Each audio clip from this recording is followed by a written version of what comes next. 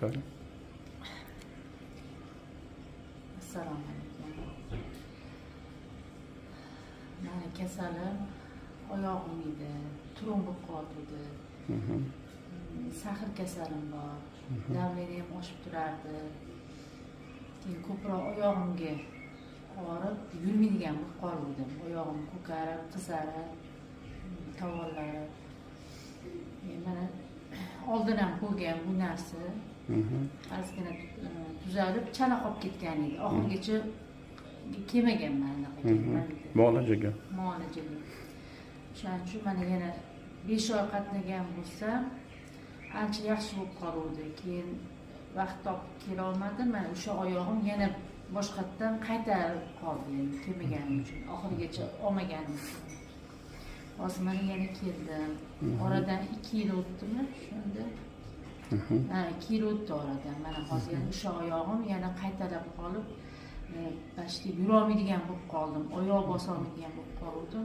Mana Xudoga shukr kelib, mana meni muolajalarni olib, vannalar qilib, Allohga shukr, sekin qo'yib mana qimillamay qoldi oyog'im, bosolmay qoldim.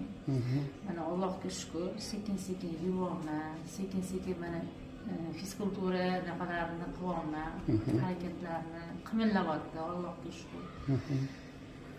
Yaxshi, o'zim ham yengil bo'lib qoldim, davleniyam oshmayapti. Hozircha yaxshiman, uyqularim ham yaxshi, kechasi uxlolmayapti. Biz hozir endi uyqu kelyapti. Yaxshi uxlayapman. Yaxshi, ancha yaxshiman, sekin Xudo xolisa. Shu. Endi mana Dildoraxon, sizni kasalingizga mana endi mutaxassis sifatida sizga mana aytib o'tishim kerak. Sizni mana masalan sahr kasalligi avlodingizda bor ekan, onangizda ham bo'lgan, ha? Keyin mana ukangizda ham bo'lgan bola yoki akadami?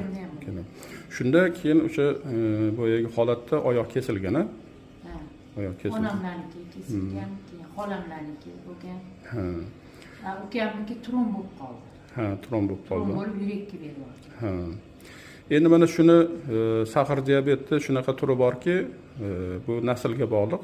O'sha naslga bog'liqligi sal xavfliroq bo'ladi.